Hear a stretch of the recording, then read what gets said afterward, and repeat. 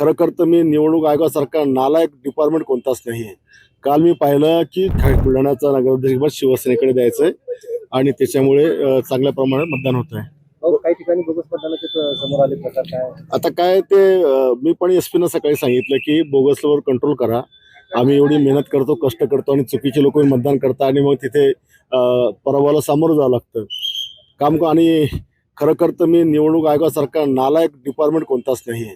काल मी पाहिलं की खेड्यापाड्याचे किमान 1,500-2,000 नावं, देऊळघाटपासून सगळी, आणि मी दिली 4,000 नावं, 8 ते 10,000 15,000 नावं ही अशी बोगस आहेत की माणसाने जिकाव कसं.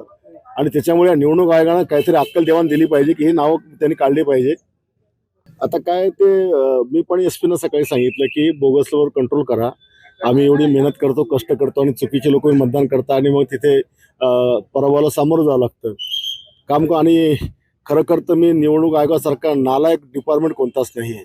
काल मी पाहिलं की खेड्यापाड्याचे किमान 1,500-2,000 नावं, देऊळघाटपासून सगळी, आणि मी दिली 4,000 नावं, 8 ते 10,000 15,000 नावं ही अशी बोगस आहेत की माणसाने जिकाव कसं.